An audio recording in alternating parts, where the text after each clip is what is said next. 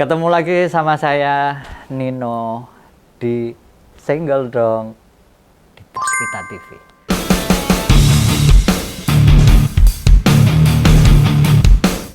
Dan hari ini kita akan membahas tentang soal yang rame-rame kemarin, persoalan pagar laut.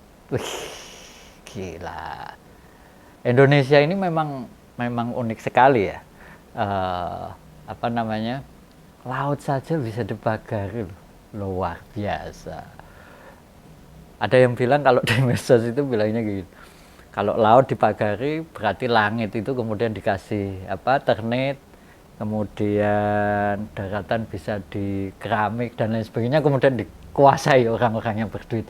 Jadi orang-orang kayak kita ini ya akhirnya numpang saja, ngontrak pinjem gitu.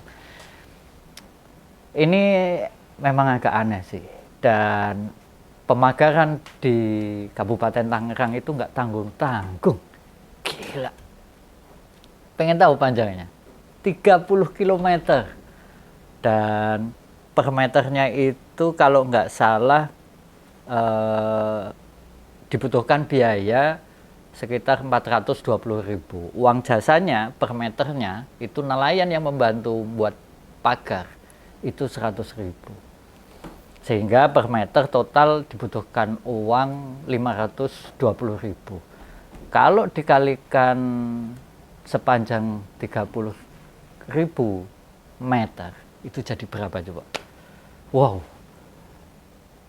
yang bikin kita tambah geleng-geleng lagi, ternyata ada sekelompok orang yang mengaku sebagai pemasang pagar laut itu. Mereka adalah dari komunitas jaringan nelayan Pantura atau jaringan rakyat Pantura. Kata mereka memasang pagar laut itu untuk mencegah abrasi. Tapi apakah kalau dinalar sajalah dengan biaya per meter segitu, ini JRP ini siapa?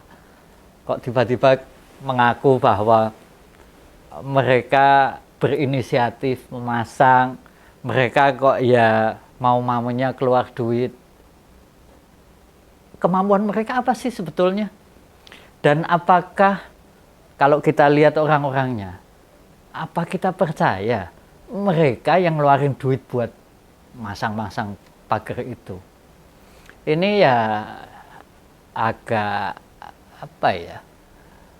menimbulkan pertanyaan sih, ketika beberapa pihak yang berwenang mengklaim menghentikan, kemudian menyita, menyegel, dan ada orang-orang yang mengaku bahwa mereka yang bertanggung jawab.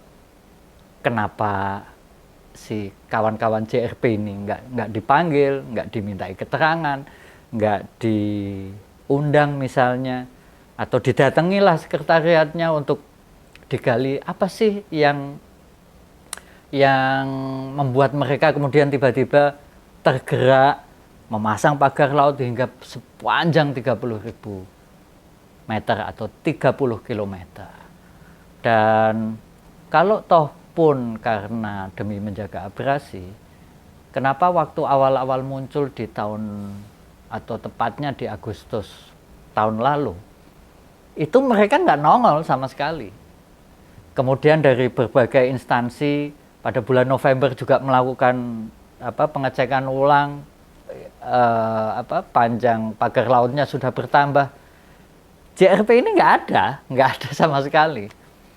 Dan hingga kemarin rame-rame itu baru mereka muncul, baru mereka mengaku sebagai pihak yang melakukan pemagaran. Tapi mau bagaimanapun bisa dicek, orang-orang yang terlibat di JRP, kalau dicek ke rumahnya, kalau dicek rekeningnya, kalau dicek kemampuan finansialnya, mereka tidak akan punya uang sebanyak itu.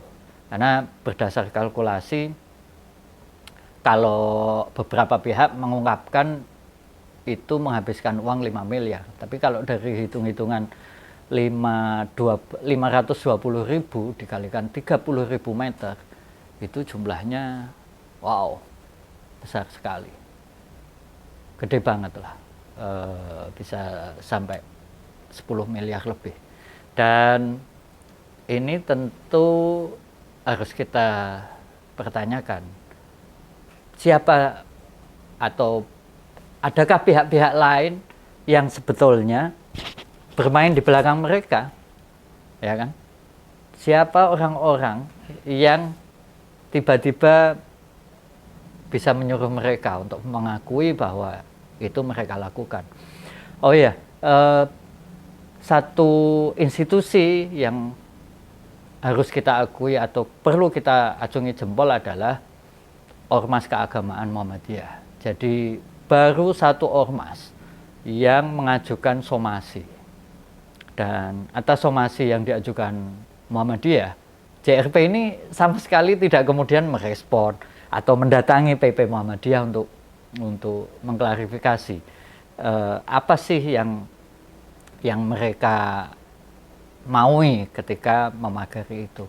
Dan mau dites kayak apapun, teman-teman jaringan JRP ini, andai ditanya tentang aturan-aturan atau regulasi berkaitan dengan kelautan kita, mereka tidak akan pernah tahu, mereka tidak akan pernah paham. Dan kalau ataupun mereka ditanya, misalnya nih, itu bambunya beli di mana, apakah mereka bisa membuktikan mereka yang beli, siapa yang waktu itu datang ke lokasi penjual bambu dengan bambu segitu banyaknya, lalu kemudian bagaimana mereka mendatangkan atau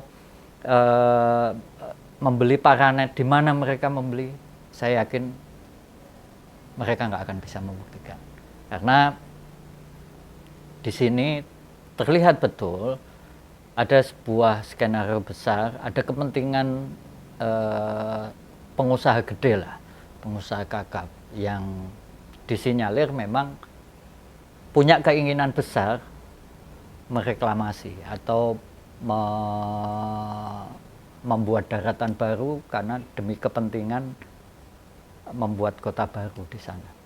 Kita tahu bahwa di sekitar Kabupaten Tangerang itu sudah ada beberapa wilayah yang secara perlahan itu dijual oleh para pemilik, karena memang lahan-lahan di sana itu akan segera beralih jadi sebuah kawasan, entah itu kawasan hunian, entah itu kawasan tinggal dan lain sebagainya.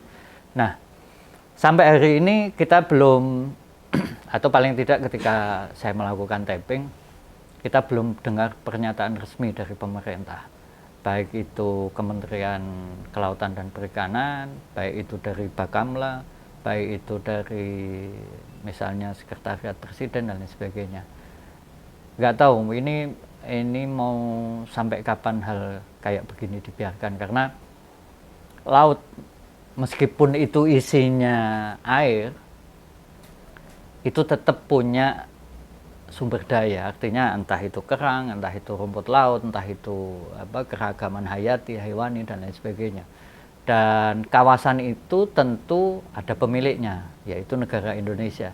Siapapun tidak boleh atau tidak berhak mengkapling-kapling, memperjualbelikan, memperdagangkan, menyewakan dengan semaunya sendiri. Kalau toh pun memang ada pihak-pihak yang berkeinginan, ada yang mau memanfaatkan lautan untuk kepentingan entah itu pribadi maupun bisnis, itu tetap harus seizin dengan pemerintah. Dalam hal ini tentu Kementerian Kelautan dan Perikanan. Nah, di sini kita sebagai warga masyarakat harus tetap terus bersuara, menyampaikan hal ini agar kawasan-kawasan atau daerah-daerah yang kesannya tidak menarik untuk ditinggali, tidak menarik untuk kemudian dijadikan tempat usaha ataupun lainnya, tetap harus di dalam penguasaan pemerintah. Kita bisa bayangkan kalau laut di tepi atau pinggiran laut di Pulau Jawa saja, ada orang-orang yang kemudian bebas mengkapling, bebas menguasai, bebas ngasih patok, bebas kemudian menimbun sampai terbentuknya daratan baru atau reklamasi. Bagaimana kondisi-kondisi tepian laut atau tepian pantai di luar Pulau Jawa. Itu tentu, wow, kita nggak ngerti. Di Jawa saja kayak begini, apalagi di luar Jawa. Dan jangan dikira yang namanya reklamasi itu tidak mengganggu atau tidak merusak habitat laut itu sendiri, baik ikan, baik kerang, baik rumput laut dan lain sebagainya. Ini ancaman, ini membahayakan dan ini bisa merusak ekologi kita. Nah, pemerintah harus tetap peduli dan mau menyidik kasus ini dengan tuntas agar di masa depan tidak ada pihak yang kemudian bisa serampangan, bisa semaunya sendiri, bisa merasa bertindak yang penting punya uang, lalu kemudian melakukan penguasaan atas lahan. Dan saya mengajak teman-teman semua yang punya medsos ataupun punya kekuatan apapun, minimal kekuatan doa, ayo kita berdoa demi kebaikan dan masa depan bangsa. Karena kita bersuara itu bukan karena benci pemerintah, kita bersuara bukan karena tidak suka kepada Prabowo atau Gibran, kita bersuara juga bukan karena, apalagi karena kebencian, sama sekali tidak. Kita bersuara karena kepentingan kita menjaga tanah air kita, menjaga masa depan adik-adik kita, menjaga masa depan anak dan cucu kita menjaga masa depan NKRI. Kalau semua tanah, semua air, semua udara kita bebaskan, siapapun berhak untuk menguasai, maka masa depan Indonesia jelas akan terancam. Mungkin itu dari saya. Senggol dong, selanjutnya akan ketemu.